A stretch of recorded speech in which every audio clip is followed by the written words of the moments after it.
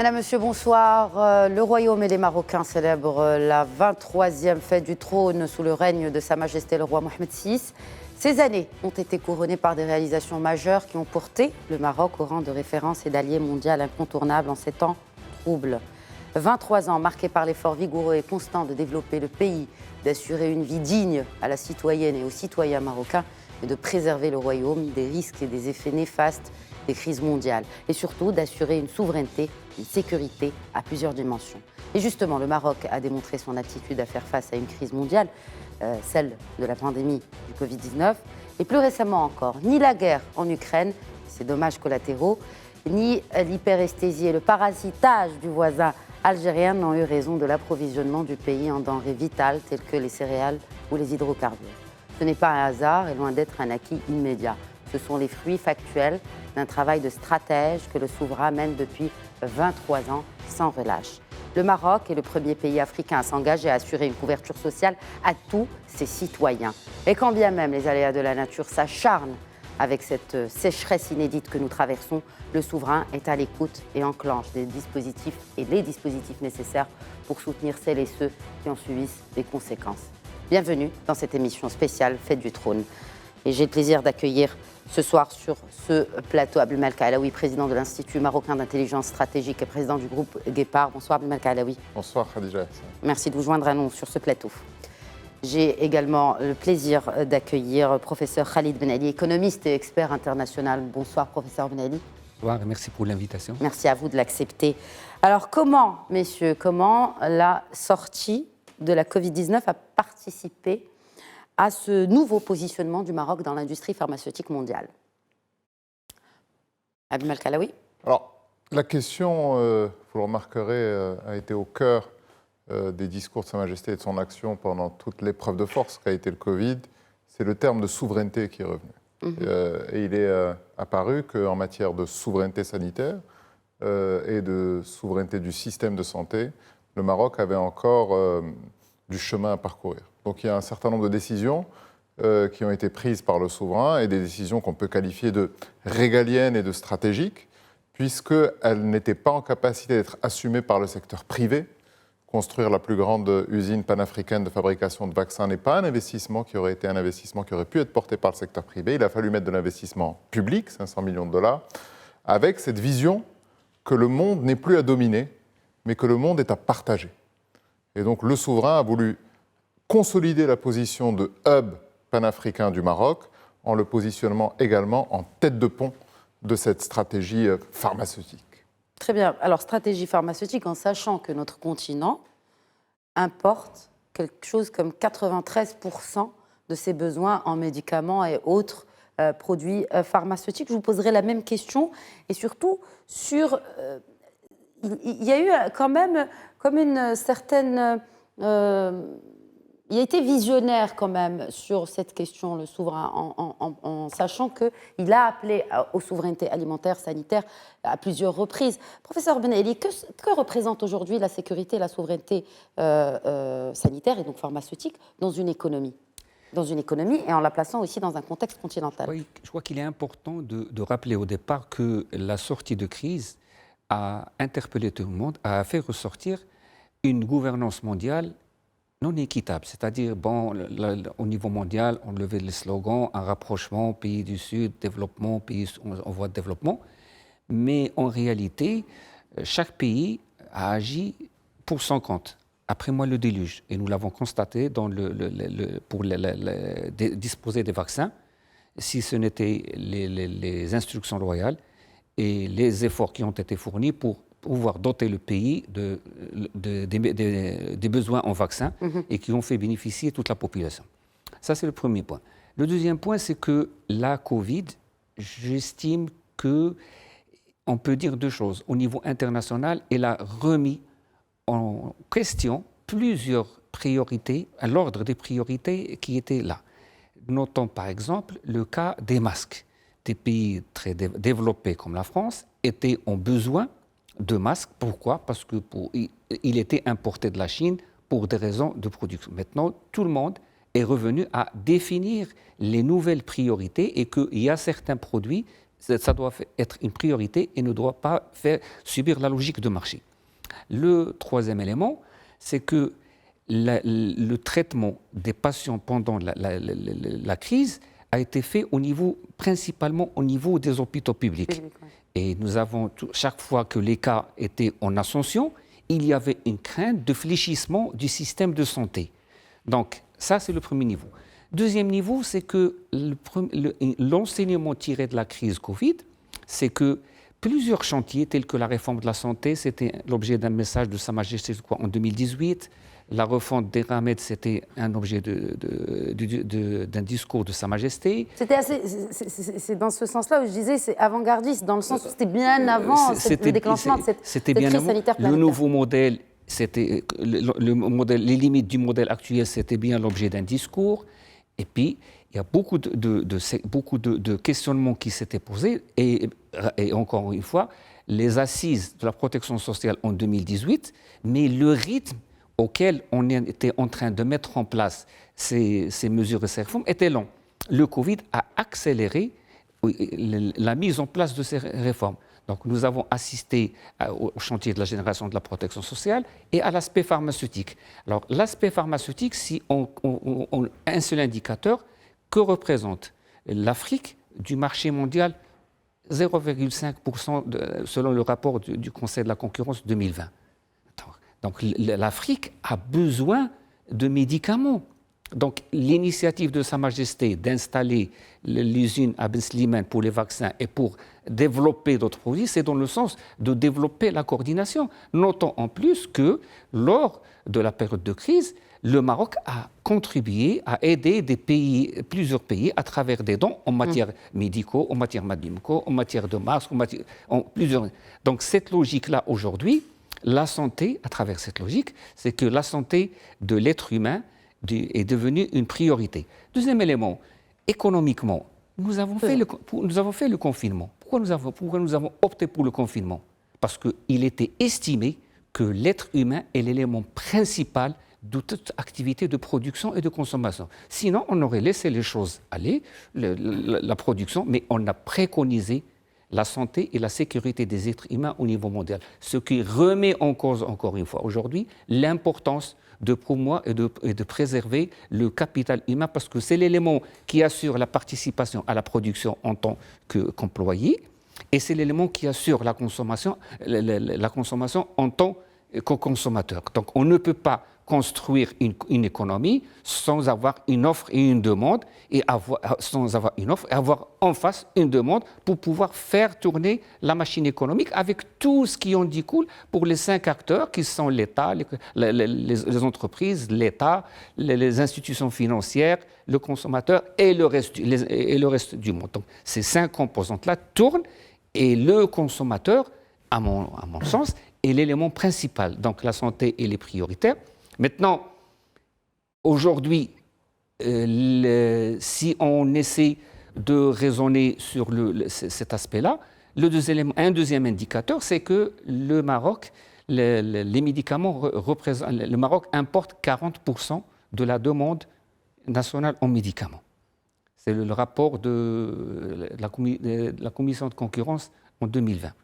Donc ces éléments-là, aujourd'hui, nous interpellent et nous relancent pour créer une réserve stratégique en termes de médicaments, en termes alimentaires, pour éviter la dépendance avec le monde extérieur sur des produits prioritaires pour le citoyen. Et surtout avec la création aussi cette année, rappelons-le, de la Haute Autorité de la Santé, HARIS.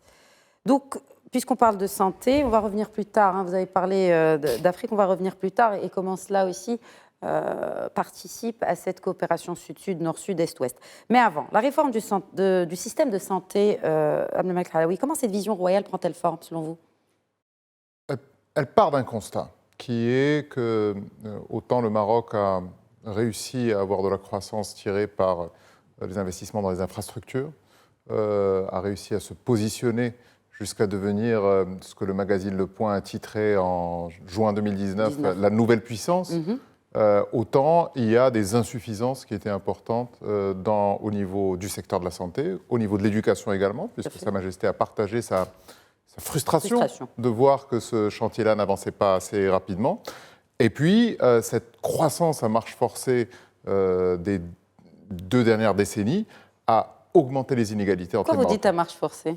À marche forcée parce qu'elle a été tirée à plus de 60% par de l'investissement public. Donc c'est une décision qui était une décision consciente de vouloir investir d'abord dans les infrastructures et ensuite de s'internationaliser. Il y a 3 séquences en gros pour faire très court. Il y a une première séquence Taza avant Gaza. C'est la séquence de 99 jusqu'en 2004. Il y a une séquence plus internationale qui va arriver ensuite avec cette installation emblématique de l'usine Renault à Tangemed en 2007. Il y a l'arrivée de la crise financière internationale qui fait que nos partenaires habituels et naturels que sont l'Europe ont une croissance qui est atone, ce qui pousse le souverain à demander aux entreprises marocaines de l'accompagner dans les tournées royales, de venir investir. Et ils rachètent d'ailleurs des assets qui sont souvent des assets français. Parce que l'Europe est en train de se désengager de l'Afrique. Donc il y a cette séquence de grande internationalisation. Et à partir de 2015-2016, le souverain prend conscience également que des distorsions économiques ont été créées. Il a réussi à hisser une grande partie des Marocains qui étaient dans la grande pauvreté vers le début de la classe moyenne.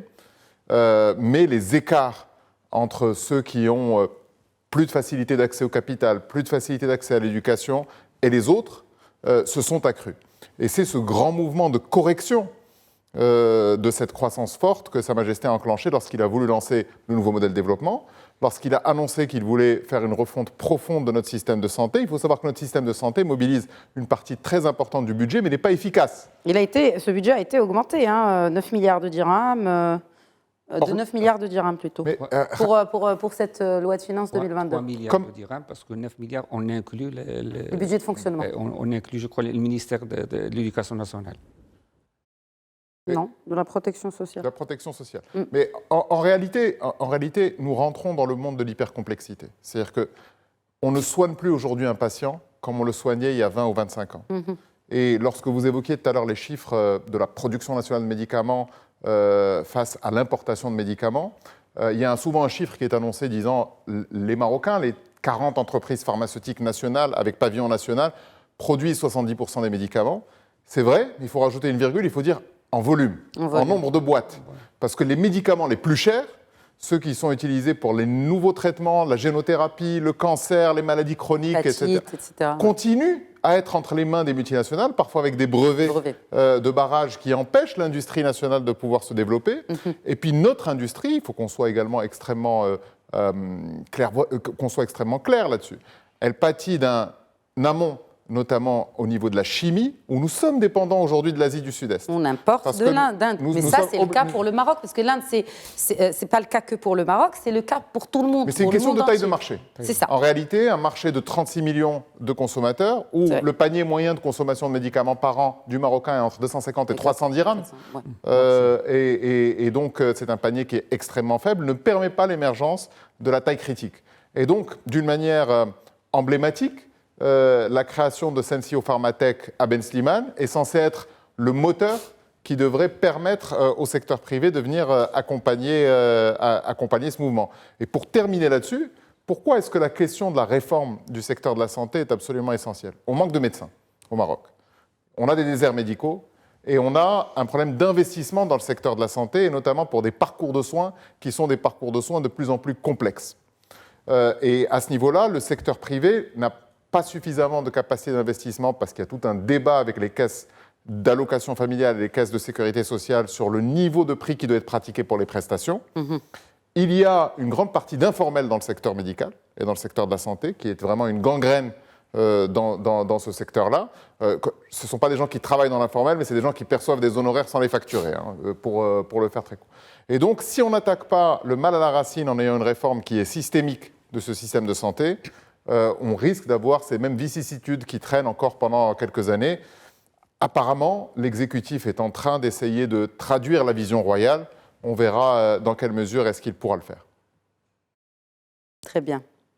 Toujours en ce qui concerne la santé, on a parlé de protection sociale. C'est un chantier quand même colossal.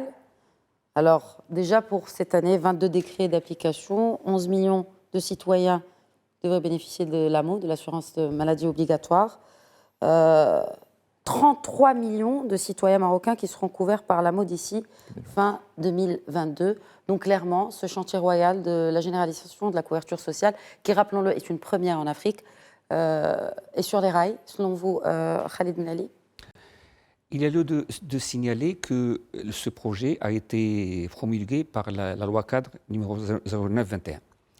Et la rédaction de cette loi cadre, c'est sous forme de TDR, des termes de référence. Pourquoi? Parce qu'il y a les risques à couvrir, les principes directeurs, le mode de financement, la gouvernance. Il y a les délais. Généralement, les délais font partie du réglementaire, mais là, ils sont précisés au niveau de la loi. C'est-à-dire que, je vais schématiser, un train qu'on va appeler la couverture, la protection sociale, a démarré en 2021. Au 31-12-2025, tous les Marocains seront voyageurs au niveau de ce train, prendront ce train-là. C'est le premier, c'est la phase d'amorçage. Maintenant, le deuxième niveau qui va venir par la suite, c'est la pérennité des systèmes et l'assurer le financement adéquat, parce que la santé n'est pas une chose facile.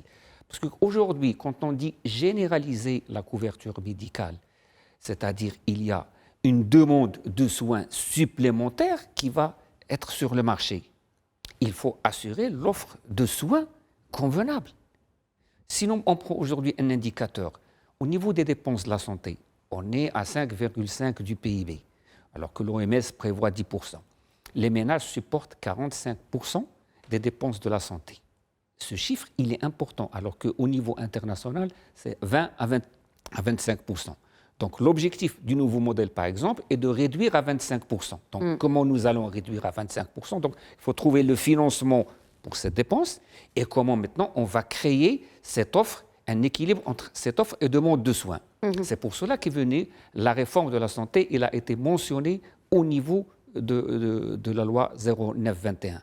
Maintenant, aujourd'hui, personnellement, je dis qu'au niveau de la santé, nous avons beaucoup de problèmes et nous n'avons pas de problème. Parce qu'un premier niveau, c'est de réorganiser les choses. Nous avons des CHU qui fonctionnaient, qui étaient des établissements publics, mais ils ne fonctionnaient pas en tant qu'établissements autonomes, c'est-à-dire ils finançaient à travers des subventions de l'État. On avait l'hôpital public qui était géré entre infrastructures et entre médecins par des textes qui sont un peu dépassés.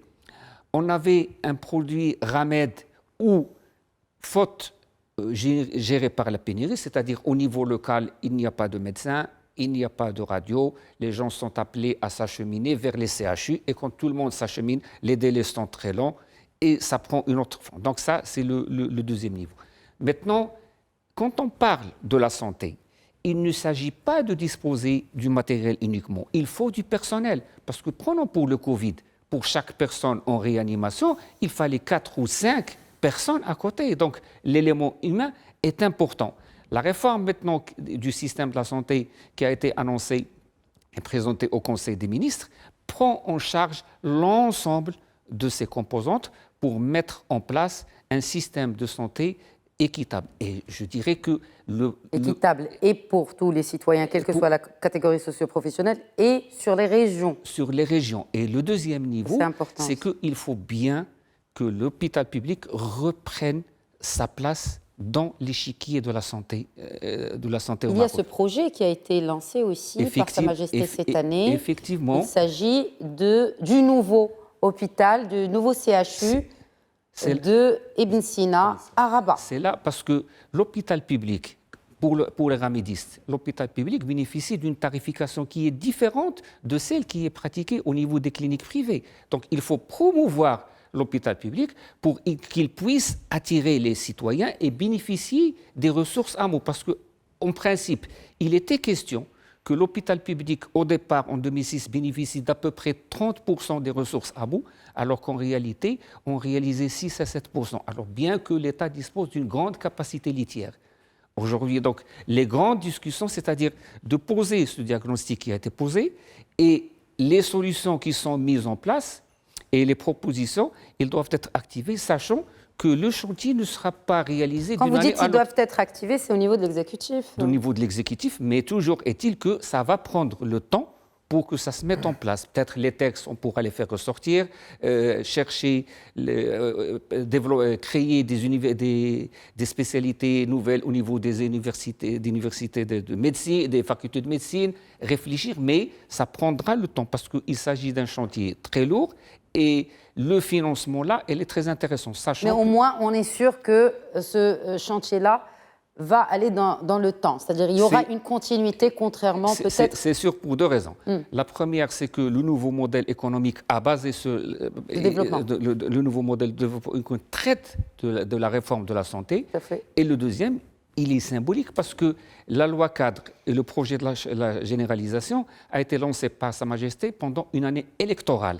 C'est-à-dire que le prochain gouvernement, il est tenu à appliquer par loi. Et donc, les gouvernements qui vont venir après ce mandat, chacun va contribuer à sa manière, de telle manière à asseoir un système de santé qui est adapté aux besoins des citoyens et faire bénéficier en même temps les citoyens de la technologie de pointe et d'une bonne prestation. Le discours royal d'investiture parlementaire, parlons-en justement, un appel clair et sans équivoque, a-t-il été entendu?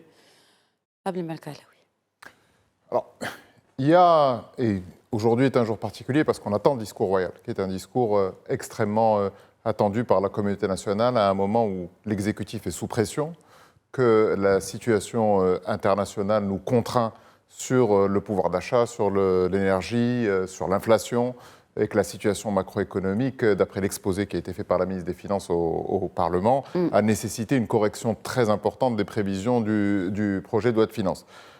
Je pense qu'il y a un élément sur lequel nos compatriotes auquel nos compatriotes sont extrêmement sensibles, c'est que Sa Majesté le Roi fixe le cadre et fixe le cap. Mais la responsabilité de l'exécution de la lettre royale, de l'esprit royal, et de la vision que veut Sa Majesté pour ce pays, à savoir une nation solidaire, futur dragon d'Afrique. Souveraine. Souveraine également, elle incombe à l'exécutif de la faire vivre. C'est comme lorsqu'il y a ces débats sur le nouveau modèle de développement. Moi, je pense qu'il faut recentrer le débat en disant le nouveau modèle de développement, c'est une direction, c'est pas une ligne droite. C'est comme le Qibla. Si c'était une ligne droite, tous les musulmans seraient en train de prier les uns derrière les autres. Donc il faut qu'on se rende bien compte qu'il y a une responsabilité politique lourde de la part de l'exécutif, qu'on a un gouvernement qui a à peine une année ou 9 mois et qui lui incombera de faire vivre ces réformes qui sont des réformes systémiques. Parce qu'on a évoqué la question évidemment de la réforme de la santé, de la protection sociale, mais elles sont consubstantielles d'une modification du cadre fiscal, de l'acceptation de l'impôt, d'une modification de notre tissu productif, de notre capacité à pouvoir réorganiser les équilibres entre ceux qui ont et ceux qui n'ont pas. Il y a des débats aujourd'hui qui nourrissent dans la société sur la taxation progressive du capital dormant, sur la taxation de la transmission et d'une forme de taxation de l'héritage. Ce sont des sujets qui sont essentiels pour le virage que Sa Majesté veut faire prendre au Maroc, à savoir une économie sociale de marché. Et donc, pour corriger justement, peut-être, disons, les trajectoires un petit peu libérales. Alors, comment on dit, c'est-à-dire un État social, mais à connotation libérale? C'est-à-dire un État qui est ouvert sur le monde, mais qui a un filet social qui est bien organisé pour les plus précaires et qui collecte la ressource de manière efficace. Vous savez que notre base de collecte de l'impôt au Maroc est extrêmement étroite. Il y a quasiment une loi de Pareto sur les entreprises.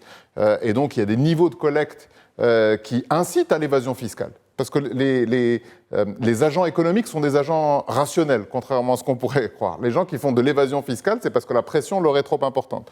Donc, il y a un ensemble de sujets qui doivent être mis sur la table avec le courage politique nécessaire, et espérons-le, les manœuvres budgétaires qui le permettront.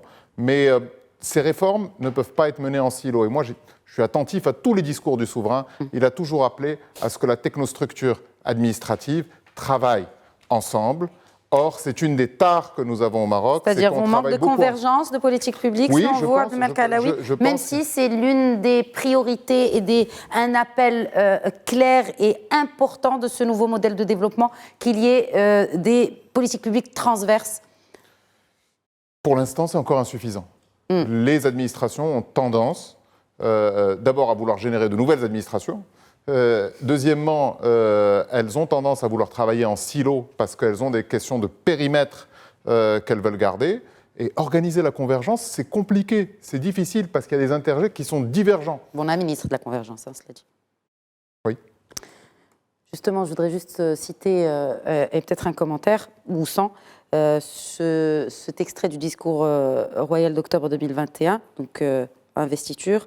À cette fin, je cite, à cette fin, vous devez faire preuve d'esprit d'initiative et d'engagement responsable. Fin de citation. Qu'en est-il du déploiement du nouveau modèle de développement, professeur Bounali? Je dirais qu'il y a deux façons de faire. Soit on adopte une façon de gestion, je gère, soit on adopte une façon de management. Et là, je partage avec M. Alaoui, parce que quand on parle de management, il faut de l'intelligence, il faut de la réflexion, il faut trouver une bonne performance des ressources disponibles, rentabiliser les ressources disponibles à travers une vision managérielle. Quand on fait de la gestion, je reçois un budget, je le répartis sur des tâches bien définies. Donc aujourd'hui, il y a un grand travail à faire à ce niveau-là, sachant que le digital ou bien le numérique est aujourd'hui sur la table. Est-ce que le numérique n'est pas un moyen, parce qu'il est parmi les leviers du nouveau modèle économique, c'est un moyen de peut-être coopérer, de converger, de partager, pour aller un peu de l'avant. Parce qu'on ne peut pas aujourd'hui continuer à travailler sur chaque ministère ou chaque département travaille sur un secteur donné. Il n'y a pas de convergence et les mesures sont différentes. Donc, s'il y a des responsabilités, il faut. Le deuxième élément, c'est que le nouveau modèle économique prévoit un ensemble. Le nouveau modèle de développement, parce qu'il est économique et social, pour le coup, professeur Bounali. Le nouveau modèle de développement économique prévoit un horizon 2035. Donc finalement, ce n'est pas un seul gouvernement qui va le faire, ce n'est pas deux gouvernements, c'est une succession de gouvernements. Donc il faudrait maintenant que l'exécutif actuel travaille et donne le relais au prochain gouvernement pour pouvoir travailler dans un aspect de continuité et non pas de rupture. Le deuxième élément sur lequel on peut axer, c'est que aujourd'hui, les grandes tendances des politiques économiques, c'est quoi? C'est de faire bénéficier les citoyens des besoins de base, des produits de base tels que la santé, l'éducation, le travail, la sécurité.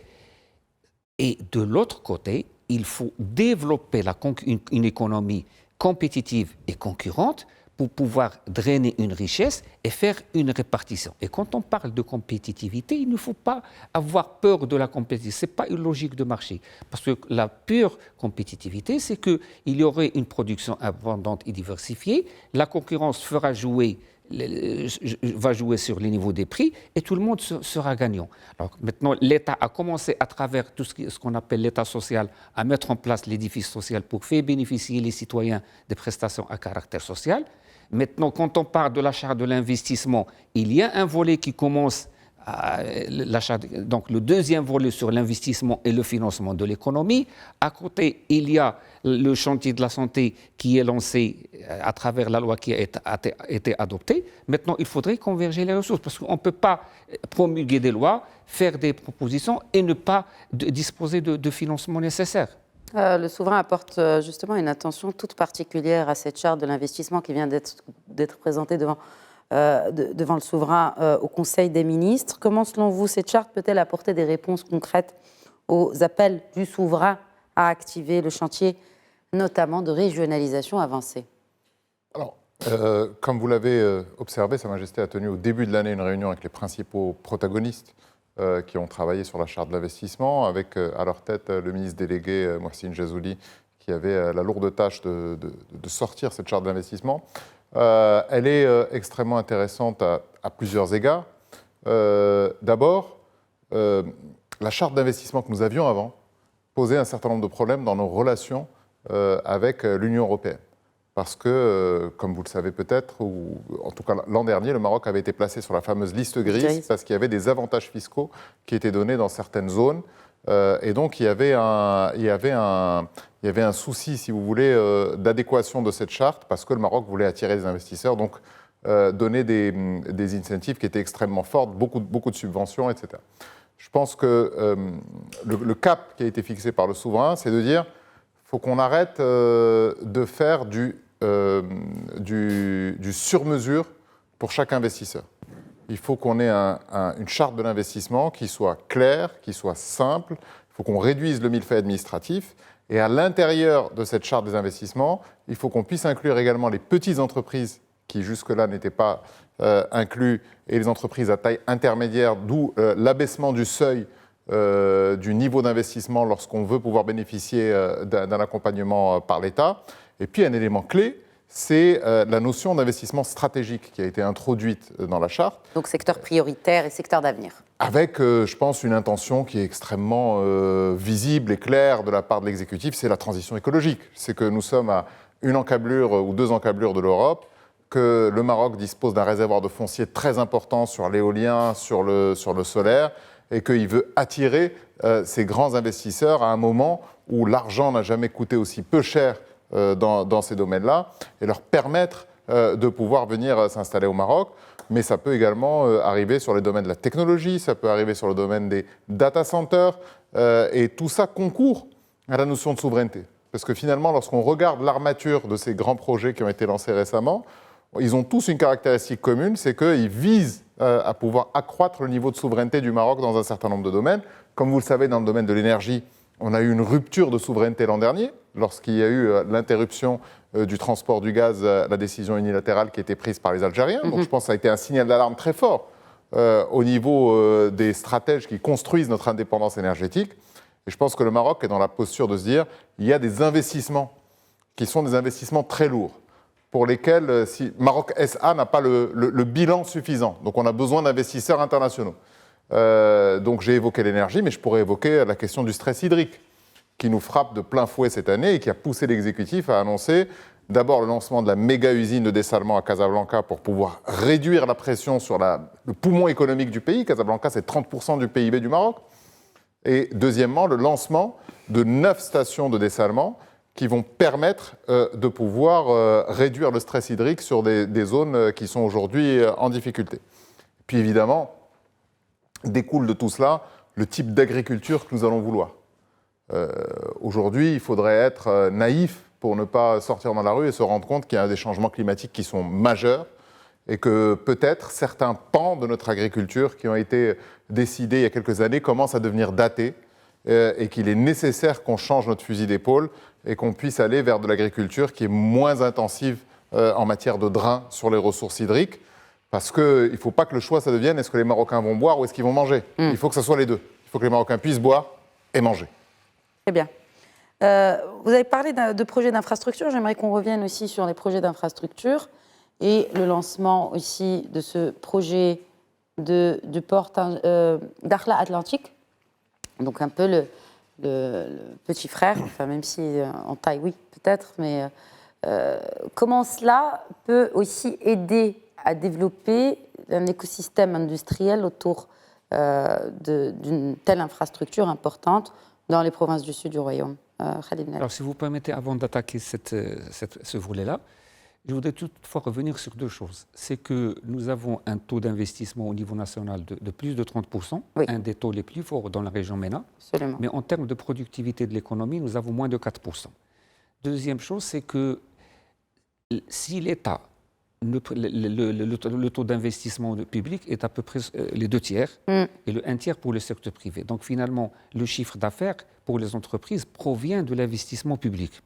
Donc maintenant, en voulant changer cette structure-là, c'est-à-dire aller vers les 2 tiers secteur privé et 1 tiers secteur public, on essaie maintenant de mettre ce qui a été en œuvre, ce qui a été prévu par le nouveau modèle économique, à savoir un État recentré sur ses choix stratégiques et le développement, un État qui est efficace, qui va assurer la mise en œuvre et la réalisation des objectifs.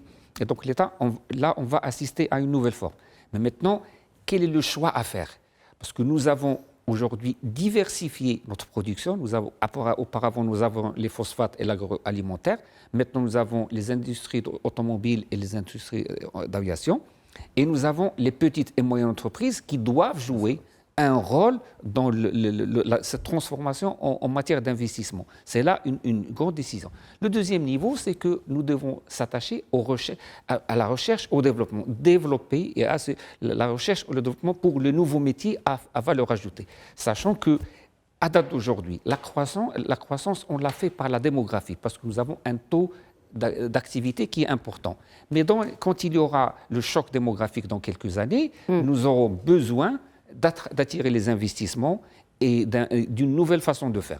Alors revenons... Justement, le fait d'installer des infrastructures structurantes, j'ai envie de dire. C'est là où j'ai fait l'enchaînement. C'est ce qui fait l'attrait d'investissement et aussi... C'est là où je fais l'enchaînement que lorsqu'on parle de l'infrastructure portuaire au niveau de Dakhla, on est en train de mettre en place un lien avec les pays africains, de profiter des ressources de la région.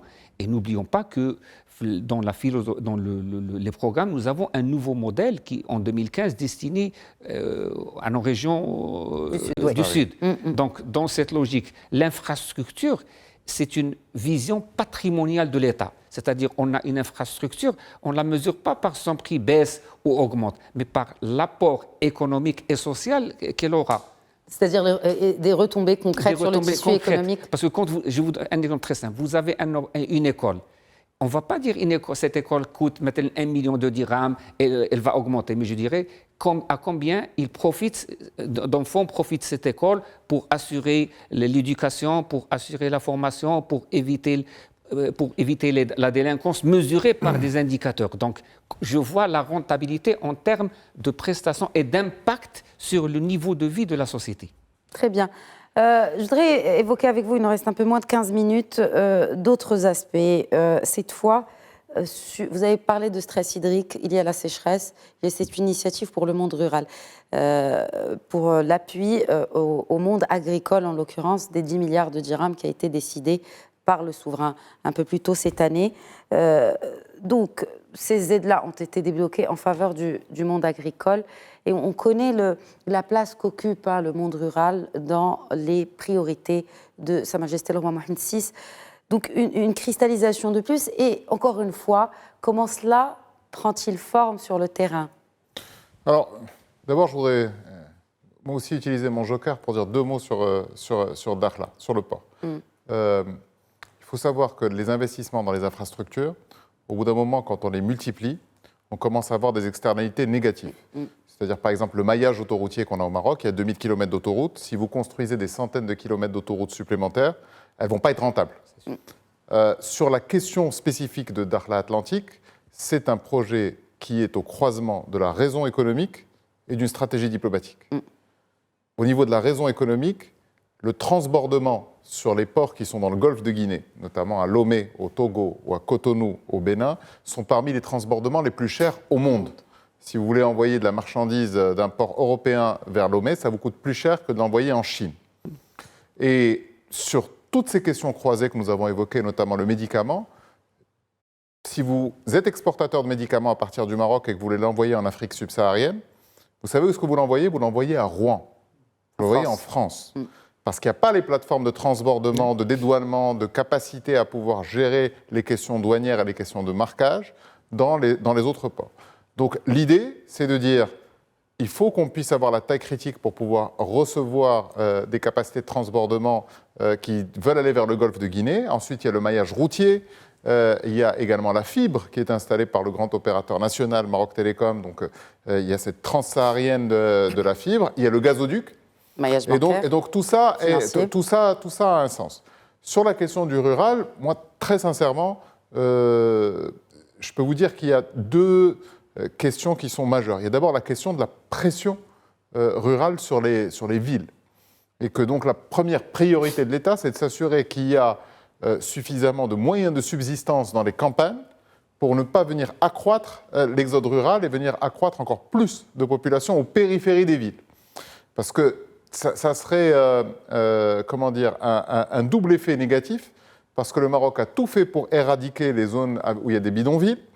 Et plus on a de populations qui viennent des zones rurales, plus il y a le risque qu'ils aillent dans des habitats qui sont insalubres.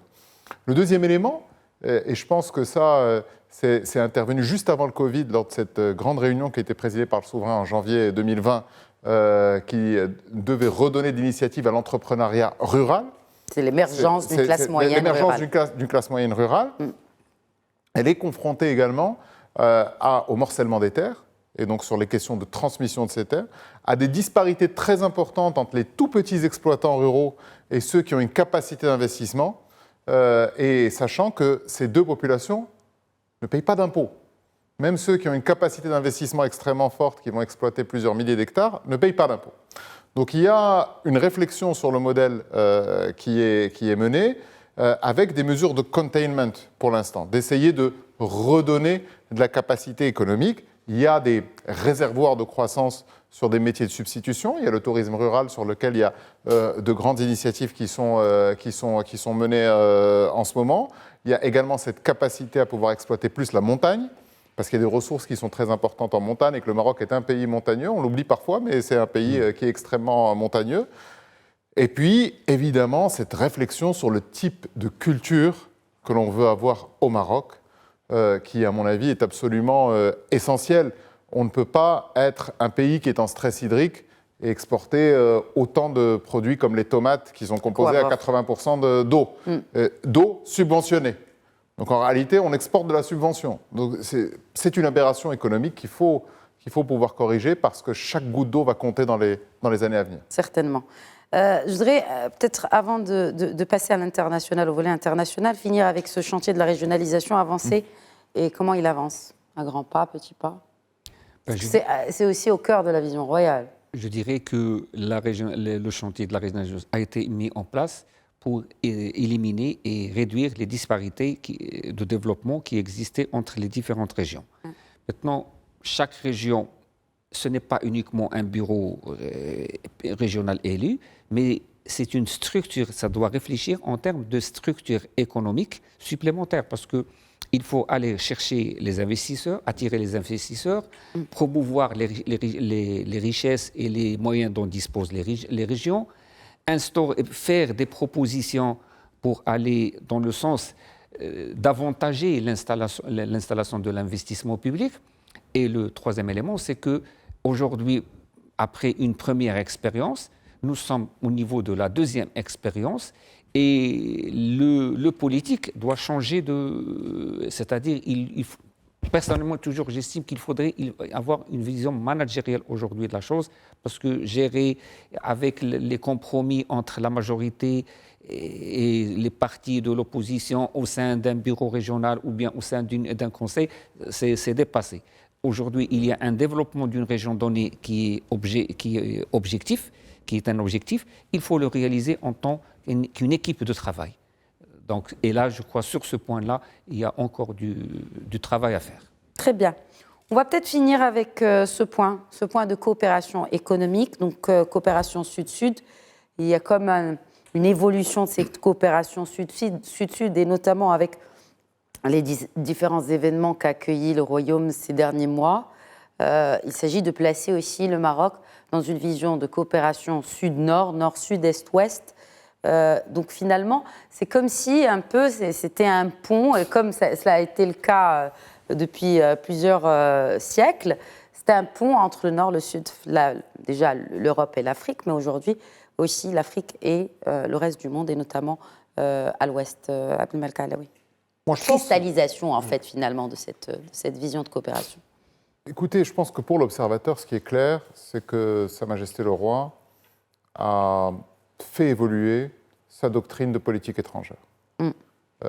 Et que dans ce domaine-là, c'est un chef d'État et un souverain qui a appliqué la réelle politique, qui fait la politique du réel. Le point d'inflexion le plus visible et le plus important, c'est évidemment le retour à l'Union africaine en 2017. Et ce point d'inflexion, qu'est-ce qu'il dit de nous en matière de politique étrangère? Il dit que nous allons substituer en partie au bilatéralisme actif, c'est-à-dire des relations bilatérales avec un certain nombre de pays, le multilatéralisme au sein des instances qui regroupent l'ensemble de nos pairs africains, sans abandonner le bilatéralisme, avec un certain nombre de pays subsahariens avec lesquels il y a des relations privilégiées, la Côte d'Ivoire, le Gabon, le Sénégal, majoritairement des pays francophones, mais en diversifiant également, en allant vers l'Éthiopie et en allant dans ces pays qui sont un peu loin de notre zone de confort. Mais je dirais que la marque de fabrique de Mohamed VI, c'est le pragmatisme dans les relations internationales. Lorsqu'il y a la possibilité de pouvoir nouer une alliance forte avec la Chine, notamment sur la question des vaccins, et qu'il estime que c'est avec la Chine que la somme des intérêts du Maroc sera supérieure à la somme des désagréments qu'il risque d'avoir et d'être tout en bas de la liste pour avoir des vaccins fabriqués par les Américains ou les Européens, il n'a pas hésité à franchir le pas. Là où d'autres pays auraient peut-être été plus frileux, et ça a été en ce sens un pari gagnant. Donc je pense qu'il y a une absence de dogmatisme. Et puis, il y a cette question de l'affirmation de l'identité du Maroc dans le concert des nations, qui a été clairement réitérée par le souverain dans son discours, où il dit « Je veux un dialogue d'égal à égal. Je veux un dialogue d'égal à égal avec nos partenaires. » Sur le plan diplomatique, on a vu que les récents rapports de force qui ont été enclenchés par le Maroc ont été payants sur la question de la cause nationale.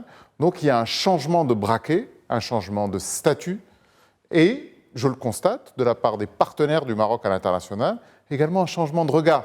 C'est ça. Ils sont en train de regarder le Maroc comme ce pays qui se rêve en futur dragon de l'Afrique, qui boxe peut-être un petit peu au-dessus de sa catégorie sur certains attributs, parce qu'au final, on a 120 milliards d'euros ou 120 milliards de dollars de PIB, mais le poids symbolique, la charge de cette nation, qui est peut-être le seul pays de la région à promouvoir l'islam du milieu avec autant d'efficacité, promouvoir un modèle de coexistence pacifique, est extrêmement important. Et je terminerai là-dessus. Il y a un élément symbolique qui s'est déroulé il y a quelques semaines. C'est la réouverture du pont Roi Hussein qui permet aux Palestiniens de pouvoir se rendre en Jordanie et qui a été réussi grâce à la médiation du Maroc. Donc le Maroc, sous le leadership de Sa Majesté, est en train de retrouver pleinement sa place de médiateur et de power broker dans les grands sujets du moment, pour pouvoir pousser le pays vers ce statut de nouvelle puissance africaine. Les grands sujets du moment, et vous parlez de power, je veux parler d'énergie aussi, et ça le place aussi sur cet échiquier de souveraineté énergétique et pour les voisins du Nord, et de souveraineté alimentaire pour les voisins du Sud. Pour terminer là-dessus, professeur Benali. Alors, en termes d'expertise internationale, l'analyse qui se fait, c'est que quand je veux lier une coopération multilatérale ou bilatérale ou faire bénéficier un pays d'un accord de subvention, on a toujours besoin d'un regard sur les réalisations de ce pays et où en est-il. Le Maroc aujourd'hui, à travers les infrastructures, avec la clairvoyance et la vision de Sa Majesté, est en train de réaliser et de combler un certain retard qu'on avait, je dirais, par rapport à ce sujet-là, parce que nous avons une diplomatie économique et une diplomatie au sens de diplomatie. Le deuxième niveau, c'est que Sa Majesté l'a réaffirmé que les accords futurs avec le Maroc ne devraient pas être basés sur profiter de certains et ne pas reconnaître l'intégrité du territoire national. Ce constat-là a amené, on a tous remarqué, beaucoup de pays à revenir vers le Maroc pour nier des accords et des relations, parce qu'après le Covid, il y a un refaçonnement géoéconomique du contexte mondial. Et l'Afrique est peut-être l'avenir des années à venir. Oui, sûrement, et surtout sur cette question, et le Maroc a clairement son rôle à jouer, ce n'est plus à démontrer de la vie de plusieurs puissances mondiales. Merci beaucoup, messieurs. Merci d'avoir répondu à nos questions. Voilà, c'était l'émission spéciale réalisation économique et sociale à l'occasion du 23e anniversaire de la Fête du Trône. Merci de nous avoir suivis. Très bonne suite des programmes.